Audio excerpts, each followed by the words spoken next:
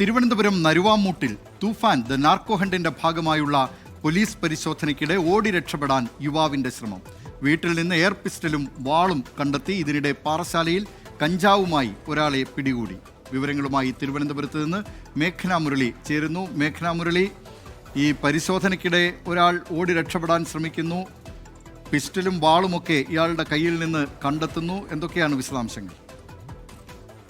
Dileep Kumar, Naruvamoodu police station പരിധിയിലാണ് ഇന്ന് തൂഫാന്റെ ഭാഗമായിട്ടുള്ള വ്യാപകമായ പരിശോധനകൾ നടന്നത്. അതിനിടയിലാണ് ഒരു വീട്ടിലെ പരിശോധനയ്ക്കിടയിൽ യുവാവ് ഓടി രക്ഷപ്പെടാൻ ശ്രമിച്ചത്. ഇപ്പോൾ നിലവിൽ പോലീസിന്റെ കസ്റ്റഡിയിലായിട്ടുണ്ട് എന്നുള്ളതാണ് മനസ്സിലാക്കാൻ കഴിയുന്നത്. ഈ വീട്ടിൽ നിന്ന് തന്നെ എയർ പിസ്റ്റലും അതുപോലെ തന്നെ വാളുമാണ് കണ്ടെടുത്തിട്ടുള്ളത്. ഇത് എന്തുകൊണ്ട് സൂക്ഷിച്ചു നടക്കമുള്ള കാര്യങ്ങൾ പോലീസ് നിലവിൽ അന്വേഷിക്കുന്നുണ്ട്.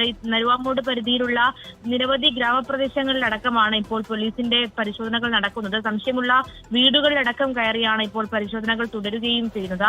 അതിൽ പുത്തൻവീട്ടിൽ സ്വദേശിയായിട്ടുള്ള അജിത്ത് എന്ന 21 വയസ്സുകാരനെയാണ് ഇപ്പോൾ പോലീസ് ഓടി രക്ഷപ്പെടാൻ ശ്രമിക്കുന്നതിനിടയിൽ പിടികൂടുകയും ചെയ്തിട്ടുള്ളത്. എയർ പിസ്റ്റലും വാളുമാണ് ഇദ്ദേഹത്തിൽ നിന്ന് കണ്ടെടുക്കുകയും ചെയ്തിട്ടുള്ളത്. സ്റ്റേഷനിലെത്തിച്ച് ചോദ്യം ചെയ്യൽ തുടരുകയാണ്.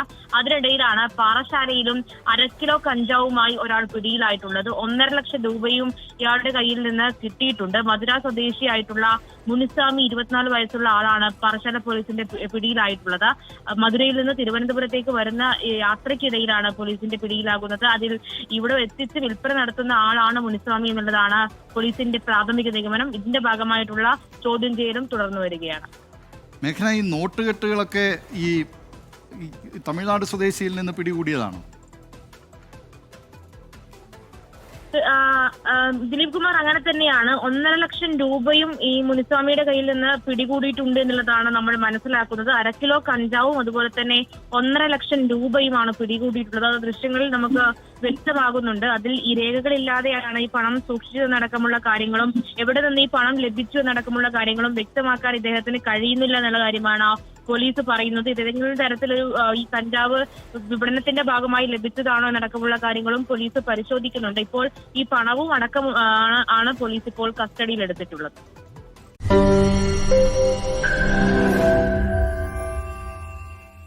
ലോകത്തെവിടെയായാലും ഏത് സമയത്തും 24 വാർത്തകളും ഓഗ്മെന്റഡ് റിയാലിറ്റി പാക്കേജുകളും എക്സ്പ്ലെയിനറുകളും വിശദമായി കാണാൻ ഞങ്ങളുടെ യൂട്യൂബ് ചാനൽ നിങ്ങൾക്ക് സബ്സ്ക്രൈബ് ചെയ്യാം.